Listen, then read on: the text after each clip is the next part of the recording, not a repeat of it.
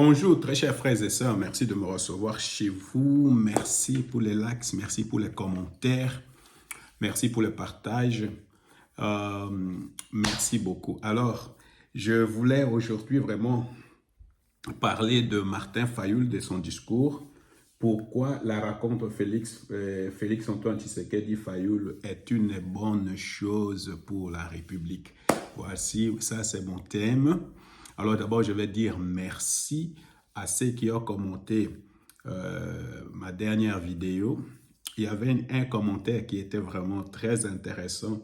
Il y a des commentaires sur Fayoul naturellement. Je vais répondre à ces commentaires et dans la petite analyse que je vais faire.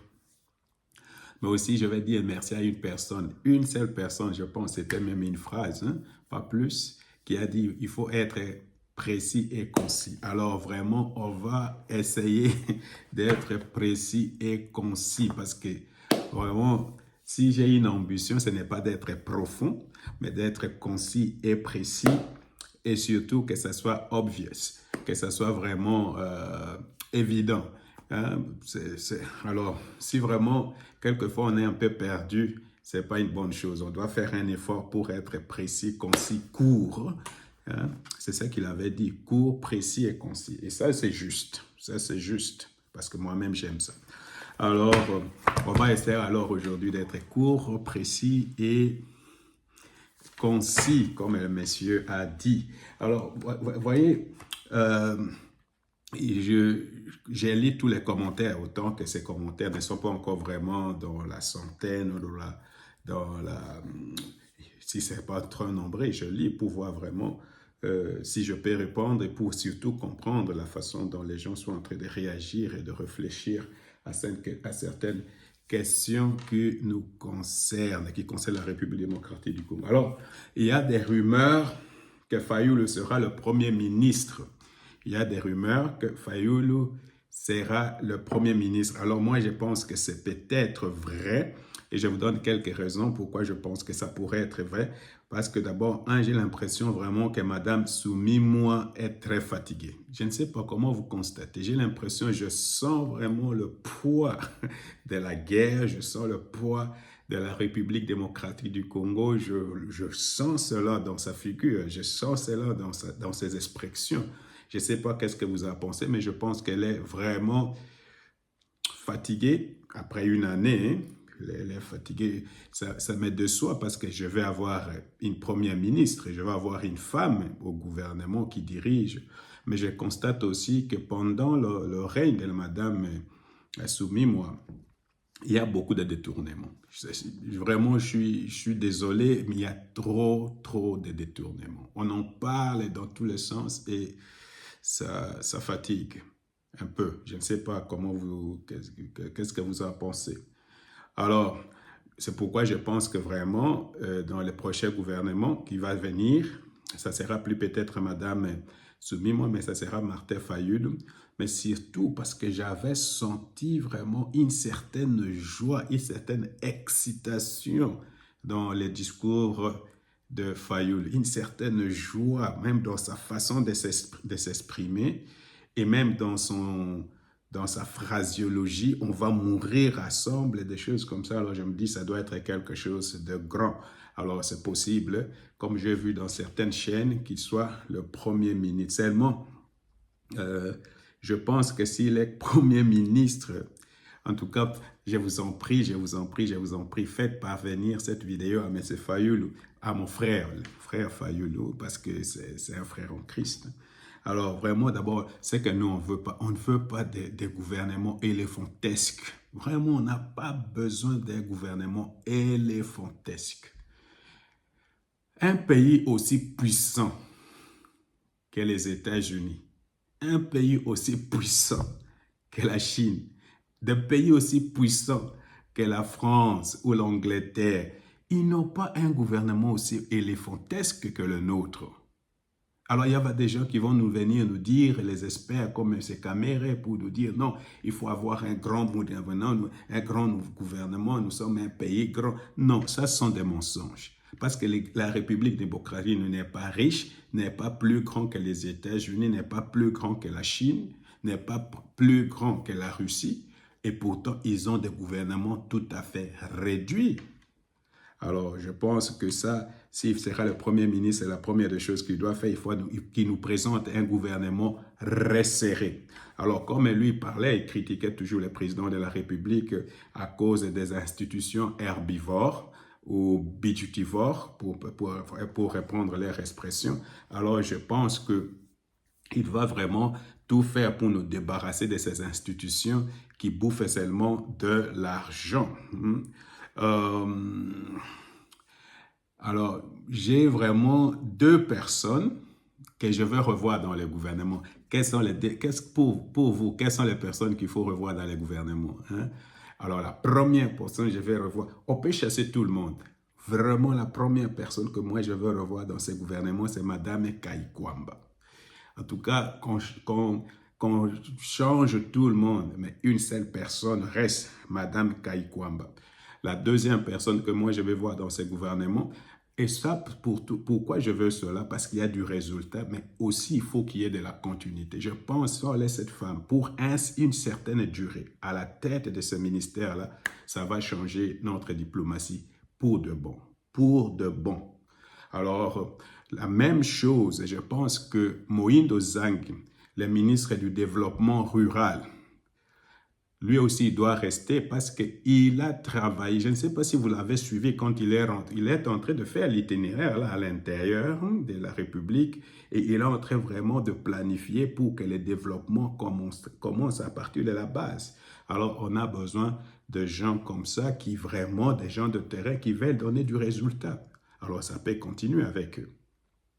Alors, ça, ce sont les deux personnes que moi, vraiment, j'attends revoir dans ce gouvernement-là. Il y en a qui vont dire peut-être aussi Julien Paluku ou le vice-ministre de la fonction publique. Alors, vous comprenez que vraiment, on veut un gouvernement vraiment resserré, mais des personnes compétentes. Moi, d'où viennent les personnes qu'elles soient femmes, qu'elles soient hommes, que tout le monde soit balouba, ça, je m'en fous. Je m'en fous. Je veux seulement des gens qui apportent du résultat. On doit imprimer la culture du résultat dans notre pays. Maintenant, la question aussi, pourquoi maintenant? Ça aussi, c'est une question qui y avait beaucoup dans vos commentaires. Pourquoi maintenant? Est-ce que ce n'est pas de l'opportunité? Est-ce que Fayoulou n'est pas opportuniste? Est-ce que Fayoulou ne va pas venir tuer le président? Est-ce que Fayoulou, à cause de son incohérence, de son inconsistance, il peut être aussi conflictuel, c'est ce que j'ai sorti un peu de vos commentaires, opportuniste, incohérence, inconsistance, conflictuel. Il pourra être vraiment le cheval de Troie de la Senco ECC. Il y en a même qui ont écrit « Il pourra tuer le président de la République ». Alors, tout ça, vous voyez que j'ai lu vos commentaires, hein? Alors, il y en a qui ont dit peut-être que Fayoulou, vraiment, il est très en retard, mais tout ça. D'abord, je commence par ça, parce que vraiment, dans la nature de Fayoulou, il lutte avec lui-même. C'est ce qui conduit Fayoulou à être constant, à être cohérent, parce qu'il est en train de lutter avec lui-même. C'est quelqu'un qui devait travailler avec le président de la République depuis très longtemps, depuis que Jean-Pierre Bemba est au gouvernement. C'est alors qu'il devait commencer avec le président de la République, là, quand il y avait la première rupture. Mais comme il lutte avec lui-même, je dois aller, je ne veux pas aller. Alors pour cela, il avait dit dernièrement en Belgique qu'il a peur que les gens disent qu'il s'est compromis. Alors vous voyez, c'est une lutte intérieure. C'est ce qui fait qu'aujourd'hui, il vient en retard. Il devait être là depuis très longtemps. Moi, personnellement, je suis de ceux qui pensent que Fayoulou et Félix Antoine Tshisekedi devaient travailler ensemble depuis toujours. Alors, je ne pense pas que quelqu'un comme... En tout cas, de tout ce que Fayoulou est cohérence, est consistance, peut-être aujourd'hui opportuniste, Mais tuer Félix, ça, je ne pense pas. En tout cas, ça, je ne pense pas. Pas même un instant, parce que ce n'est pas dans la nature de Fayoulou. Pas dans la nature. Au contraire même, Fayoulou est prêt vraiment de tout faire pour épargner la mort de Félix. Je pense, de ma propre lecture de la personne, telle que je vois Fayoulou, il ne peut pas faire quelque chose comme ça. Ce ne sont pas les gens comme les Kabyles, les gens qui sont vraiment, ils n'ont pas, pour eux, le pouvoir, c'est tuer, c'est ce qu'ils font là, ils veulent tuer même Tshisekedi. Et d'ailleurs, c'est ce qui révolte beaucoup de Congolais, de savoir qu'il y a des gens qui veulent à la vie de Félix, tout simplement pour revenir au pouvoir. Ça, on ne peut plus accepter. Alors, je ne suis pas sûr que Fayoulou peut faire quelque chose comme ça. Personnellement, je pense qu'à ces moments précis, nous avons besoin de tous les Congolais. On a besoin de tous les Congolais. Toute personne qui est Congolais, dont le sang ici est Congolais. Je ne sais pas, il y a les jeunes gens qui n'ont pas cette histoire-là. Il y a des jeunes gens qui n'ont pas ces 3 points-là. Les Mangwele. Alors, vraiment, si tu es un vrai Congolais, tu ne peux pas accepter d'être défié par Kouya, je ne sais pas, un Melchisedec, on ne sait même pas d'où il est sorti, et puis ils s'accaparent des gommes. Vraiment, si tu es un citoyen congolais, un homme, vraiment, c'est que nous on appelle les Zaïrois, parce que maintenant quand on parle des Congolais, c'est qu'on appelle la Zaïrois, je ne sais pas quoi. Vraiment, tu peux accepter que vraiment ces messieurs-là restent là-bas à Goma. Et je pense qu'il y aura encore beaucoup de gens qui vont. Maintenant, c'est comme on dit, comment on peut dire? Maintenant, il n'y a plus de question de dire, on doit savoir où tu es. Soit tu es avec Kabila, soit tu es avec la République. Alors, je pense que beaucoup de gens vont sortir encore pour se positionner par rapport à Kabila. Et surtout, au fur et à mesure que Kabila continue à faire ces consultations-là à Goma, parce que je ne pense pas que ce sont des consultations. Moi, je pense que c'est une diversion. Je vais en parler après. C'est une diversion. Il est en train de préparer la guerre. Alors, je pense qu'on a besoin de tous les Congolais pour faire un front commun contre ces personnes-là. Le groupe de Kabila qui est à Goma. N'oublions pas. Il faut qu'on soit aussi honnête. L'opposition n'a plus de moyens de faire face à Tshisekedi. Ça, il n'y a même pas à discuter là-dessus. Donc, si Fayoulou était resté dans l'opposition, c'est vraiment, il allait mourir dans l'opposition. Alors, il faut pas, peut-être il s'est comparé à Étienne Tshisekedi, le Fayoulou. Mais il allait mourir de sa belle mort. Aujourd'hui, on se rappelle encore d'Étienne Tshisekedi, parce que nous autres, tous, on était dans l'UDPS à un certain moment de ma vie ou de nos vies. Mais Fayoulou, s'il meurt aujourd'hui, il meurt vraiment de sa belle mort. Qui va encore se rappeler de Fayoulou? C'est fini. Alors, il faut comprendre que l'opposition est vraiment très faible face à Tshisekedi, mais aussi très faible par rapport à Kabila. Et avec la présence de Kabila, tout le monde, que tu sois dans l'opposition, d'ailleurs, il faut les forcer. On doit connaître la position de chacun par rapport à cette guerre à l'Est et à la présence de Kabila à l'Est de la République démocratique du Congo. Tous les Sessanga doivent se prononcer, les Katumbi doivent se prononcer. On doit savoir qu'est-ce qu'ils pensent là-dessus. Alors maintenant, c'est clair que Fayoulou, lui, s'est positionné contre Kabila. Mais n'oublions pas aussi, l'âge joue un rôle. Parce que quand on est un politicien, vraiment, le but, c'est de conquérir le pouvoir. Or, je venais de dire, l'opposition est faible. La possibilité de conquérir le pouvoir, il n'est pas là. Tout homme politique veut faire des actions, veut être dans l'action, veut travailler, veut laisser quelque chose pour qu'après on parle de lui.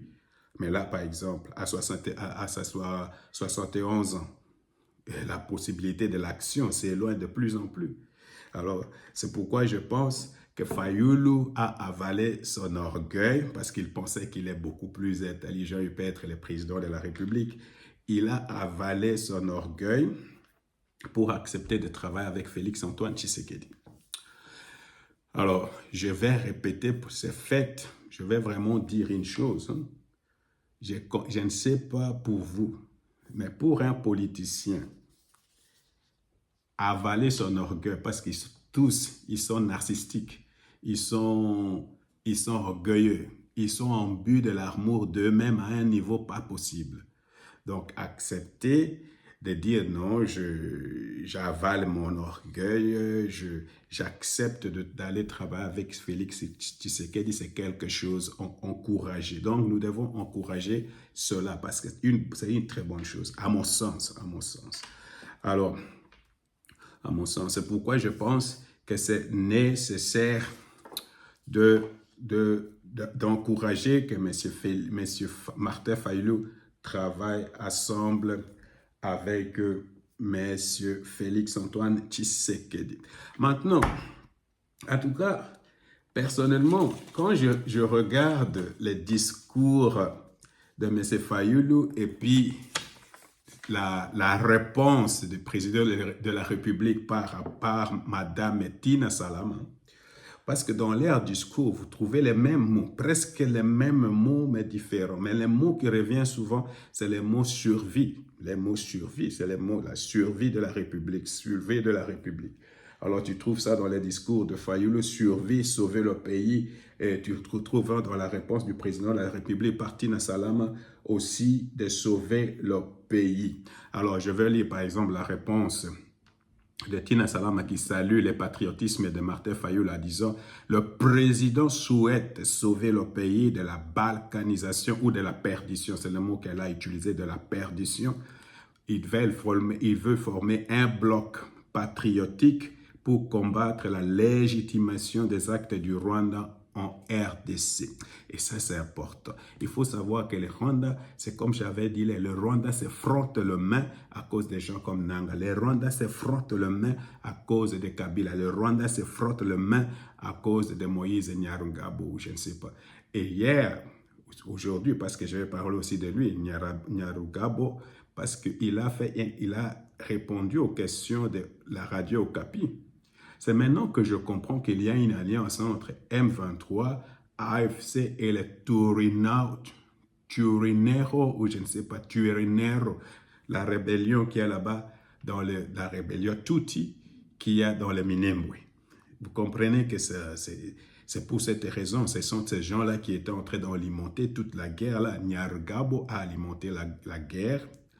Je pense même que Roubert est derrière et Kabila.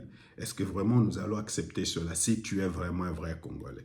Alors, c'est pour cette raison, je trouve que c'est une bonne chose que Fayulu accepte de se positionner par rapport à Kabila parce que d'une certaine façon, c'est un ennemi commun pour les Congolais maintenant, Kabila.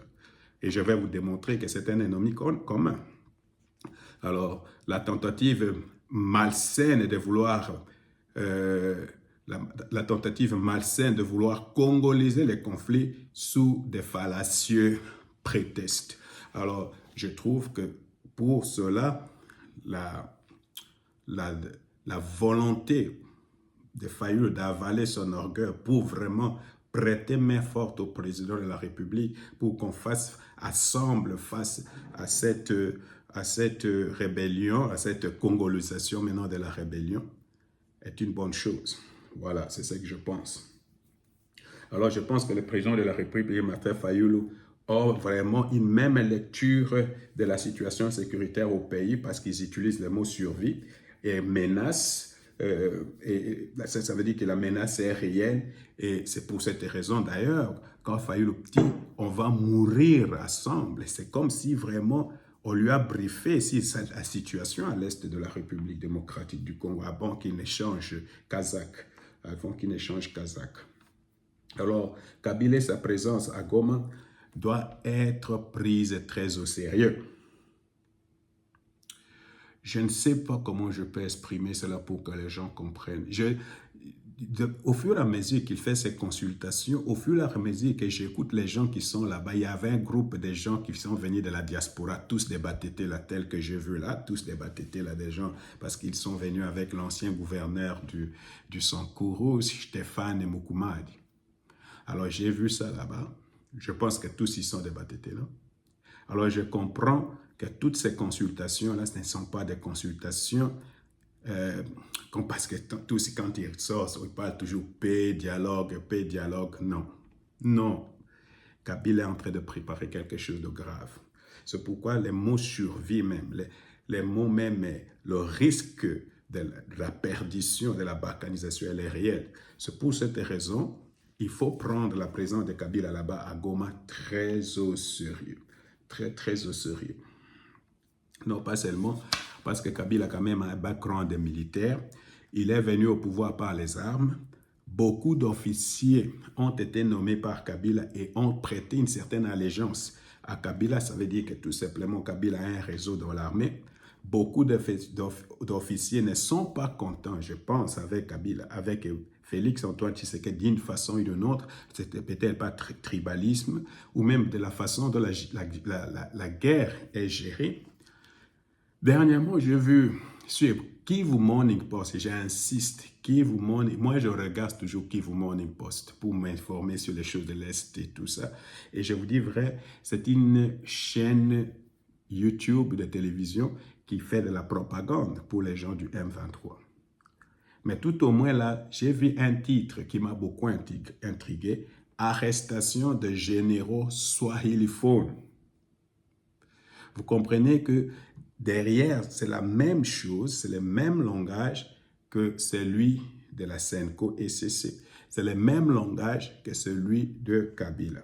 Parce que pourquoi? Parce que Kabila avait régionalisé la guerre. Quand il a parlé de swahiliphone ou de la discrimination des swahiliphones, il veut vraiment régionaliser la guerre. Alors je pense aussi qu'à cause du tribalisme et de la haine, tout au moins que les gens du Katanga, nos frères du Katanga, ont une certaine frustration ou nourrissent une certaine haine, un certain tribalisme à l'égard de Baluba. Alors ici, je vois surtout Monseigneur Mouteba. Ces gens-là sont en train de réfléchir qu'il faut peut-être continuer la guerre pour faire tomber le Katanga. Quand je parle de Katanga, je parle de la région, la grosse région du Katanga, comme nous, on a connu ça du temps de Mobutu. Ça veut dire que Kolwezi, les Tanganyika, Kolwezi et tout ça, ça va tomber. Quel est le but de cela? Semer de l'insécurité et faire couper la République démocratique du Congo des revenus qui viennent, parce que la grande partie des revenus du gouvernement viennent de cette partie de la République. C'est qu'il y aura des incidences graves sur la conduite de la guerre et de cette façon changer les rapports de force entre le gouvernement et les gens qui sont à l'Est. À ce moment ici, le gouvernement a une main déchue sur les gens de l'Est. Une fois s'ils arrachent cette partie de la République, les rapports de force changent. Et d'ailleurs, c'est ce que Kabila est en train de faire, en train de comploter maintenant. Comment peuvent-ils faire pour que Katanga tombe? Qu'est-ce qu'ils peuvent faire pour que Kindu tombe? Qu'est-ce qu'ils peuvent faire pour amener la guerre même là-bas dans les Sankuru? Parce qu'il y avait les Mukumadi qui étaient là-bas, les Batete qui étaient là-bas, qui étaient envoyés par Frank Diong pour amener la guerre là-bas dans les Sankuru. Non pas seulement les Sankuru, il faut amener la guerre aussi dans Kisangani. Donc, il faut vraiment, c'est ce qu'ils sont en train de faire maintenant. Et je pense, dans leur analyse aussi, ils ont constaté que le gouvernement a peiné, il faut qu'on se le dise, le gouvernement a peiné vraiment à se débarrasser du M23 et des Nanga. Alors, et ils pensent que nous, avec l'implication de Kabila,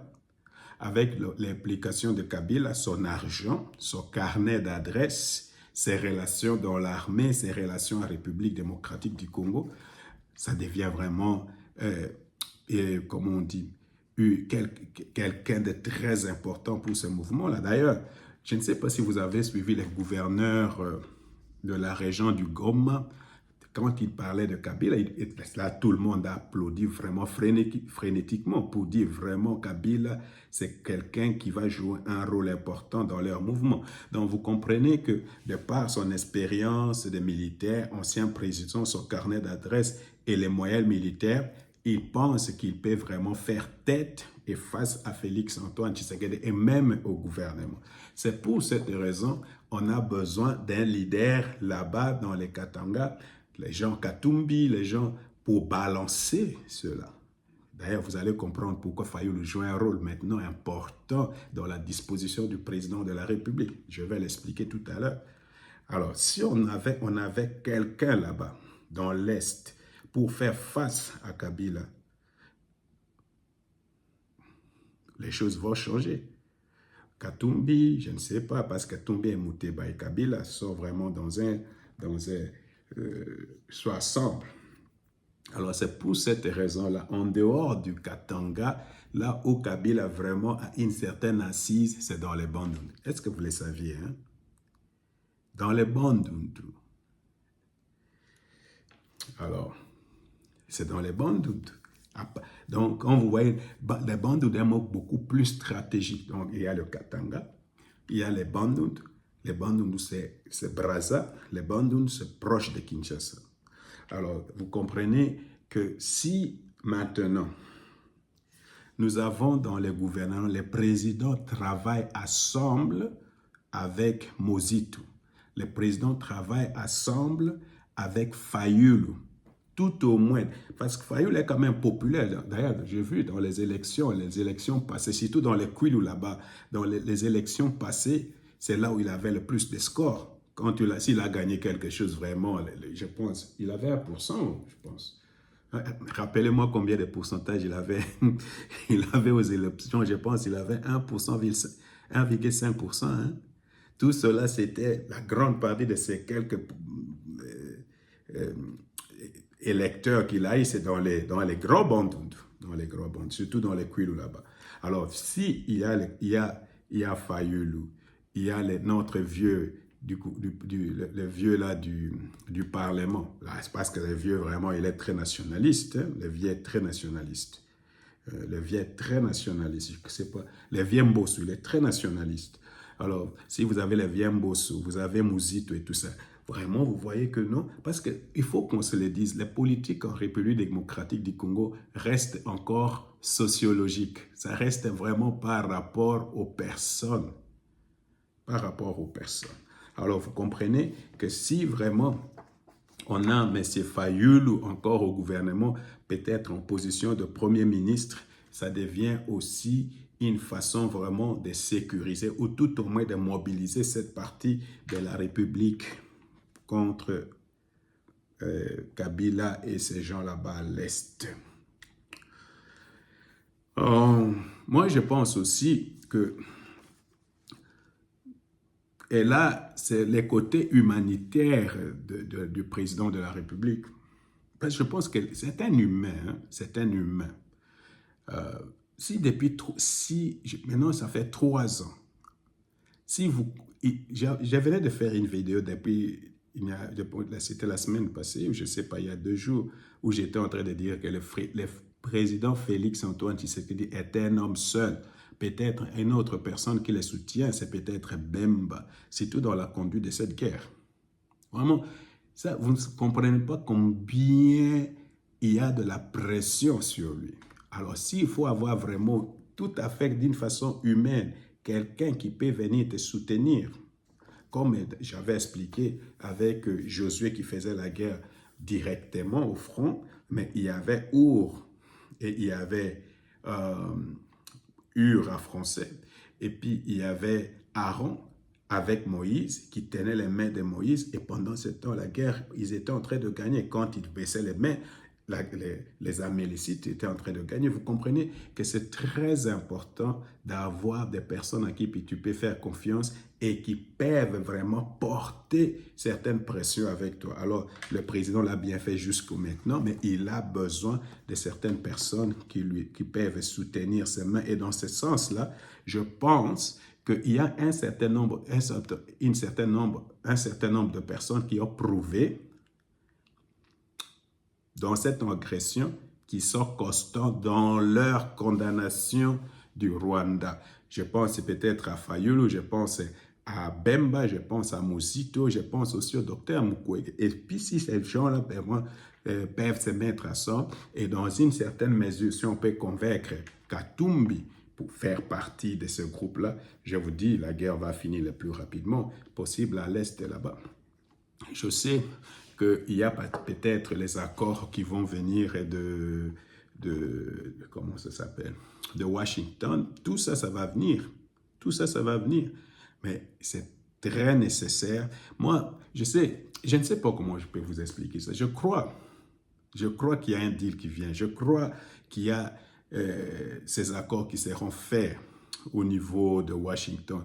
Mais n'oubliez pas, c'est nous qui devons prendre vraiment la direction, ou tout au moins déterminer notre destin. On ne peut plus vraiment attendre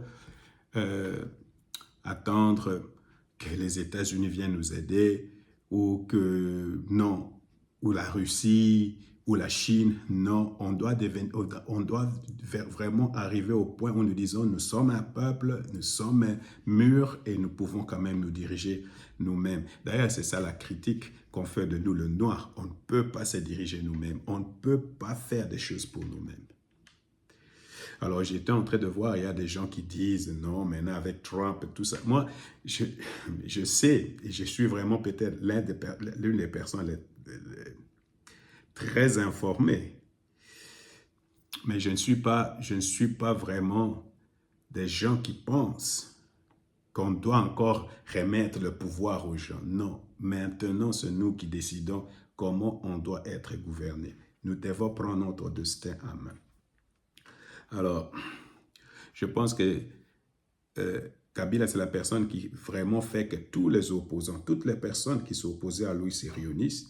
Kabila comme solution, il pense qu'il amène la solution, mais comme il amène la solution lui, il amène la solution avec les Rwandais qui nous ont vraiment assujettis depuis 30 ans, qui ont tué, qui ont violé, qui ont pillé nos richesses, et qui disent on vient nous libérer. Et je pense qu'on doit vraiment arriver à dire non à cela. Et c'est pour cette raison, je pense que la position de M. Fayulu maintenant est une bonne position. C'est vraiment important qu'ils unissent leurs forces ensemble pour bouter Kabila et sa rébellion dehors. Alors, comme j'ai dit, vous voyez que Kabila avait continué les consultations dans d'autres provinces, parce que c'est ce que M. Nyarugabo, Moïse Nyarugabo a dit sur Okapi, sur Radio Okapi, il a dit, parce qu'on lui a demandé la question, après maintenant, qu'est-ce qu'il y a? Il lui a dit non, lui, il a envie d'aller faire des consultations dans d'autres villes. Ce qui veut dire, soit il va aller à Bukavu, là aussi, c'est le M23 qui contrôle. Mais en réalité, ce que ça veut dire, c'est qu'ils veulent conquérir encore d'autres territoires.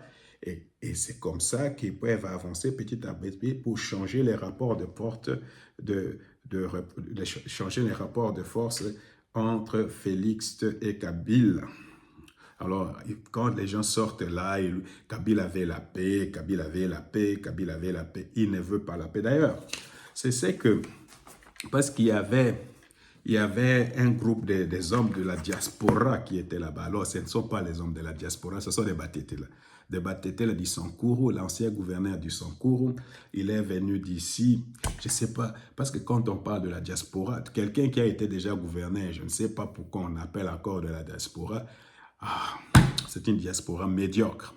C'est un Moutetela médiocre. Parce que je le sais, moi je le sais qu'il est médiocre. Je connais les gens qui travaillaient avec lui dans les Sankour. Il faut dire à Mukumadi, je les connais. Je ne l'ai jamais vu, mais je connais les gens qui travaillaient avec lui à Lusambo. Je connais des gens qui ont travaillé avec lui à Lodja.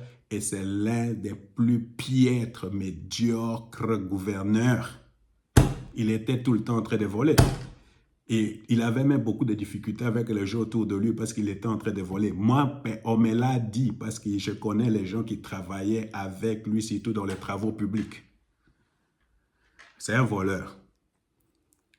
un incompétent notoire. Oh Jésus. Il y a quelqu'un qui disait, je ne sais pas, poto ango oyo tozoya, poto tozoya, namitunaka.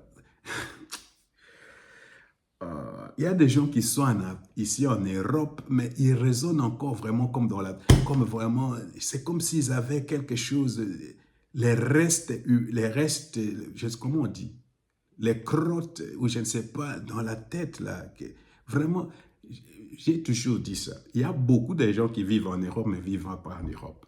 Il y a beaucoup de gens qui s'appellent diaspora, mais ils continuent à vivre vraiment comme... D'ailleurs, le mieux serait qu'ils restent là-bas sur place. Et c'est cette diaspora médiocre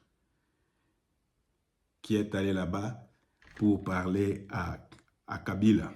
C'est pourquoi je vous dis, ils ne parlaient pas paix là-bas, ils parlent guerre, ils sont en train de préparer la guerre.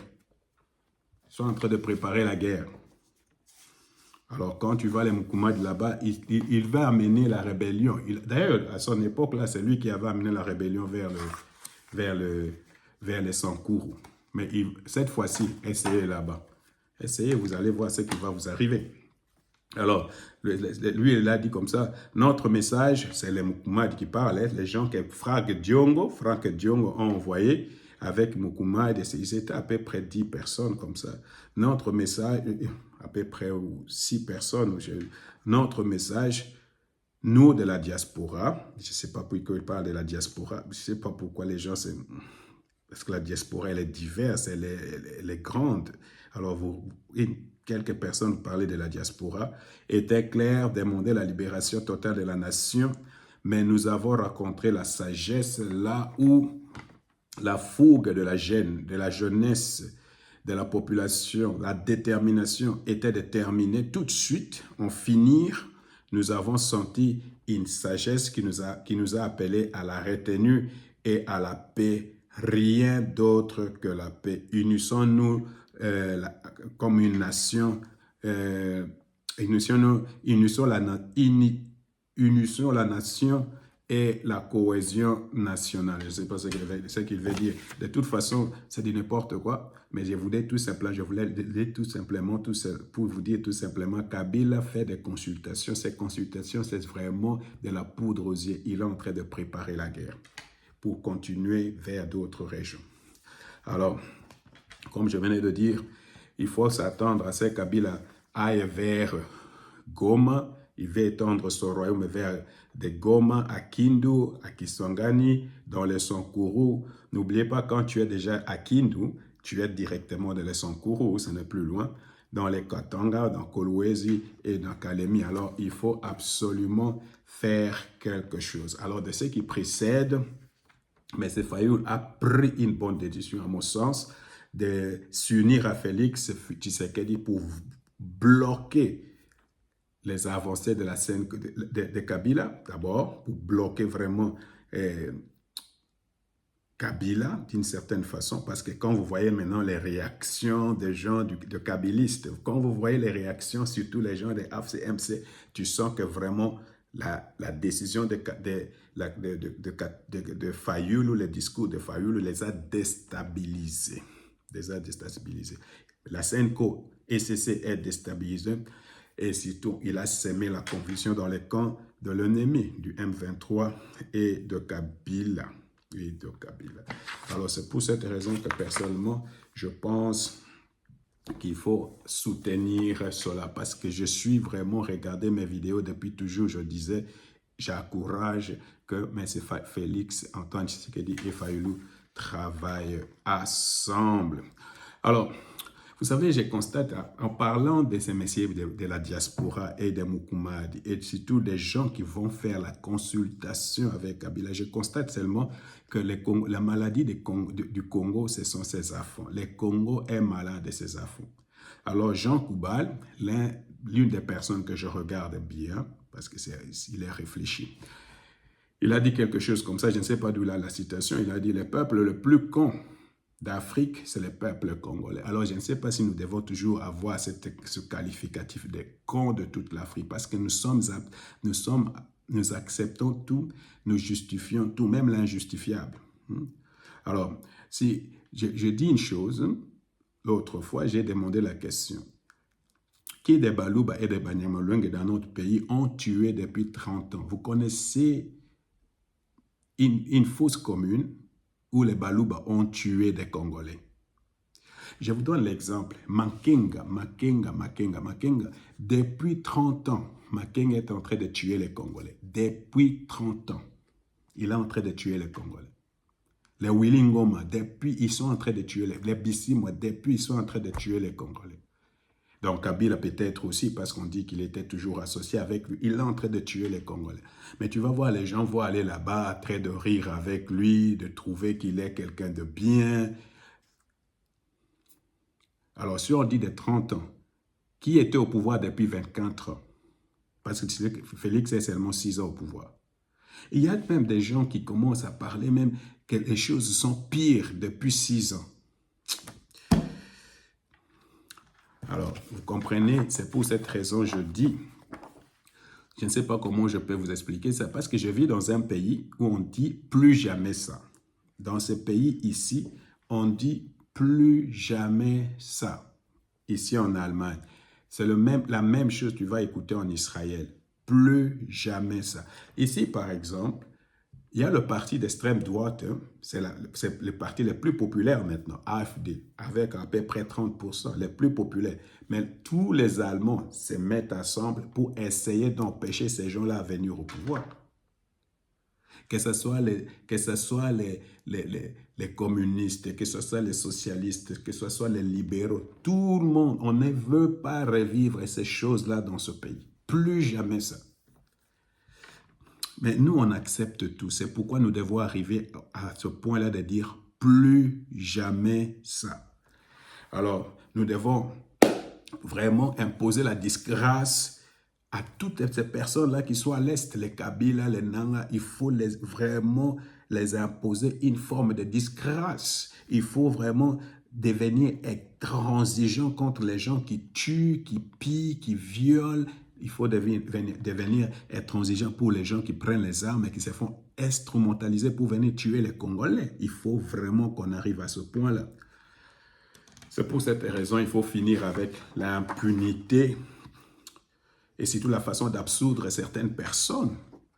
Hein, c'est pourquoi cette histoire de Senko, ça ne doit pas continuer. Cette histoire de dialogue, ça ne doit pas continuer parce que ce dialogue et tout ça, c'est chercher toujours un moyen de racheter certaines personnes pour qu'ils viennent là-bas comme s'ils n'ont jamais tué, comme s'ils n'ont jamais ils n'ont jamais violenté la République démocratique du Congo. Alors, je termine par ici pour dire si le gouvernement sort, parce que nous sommes les peuples qui voulons du résultat.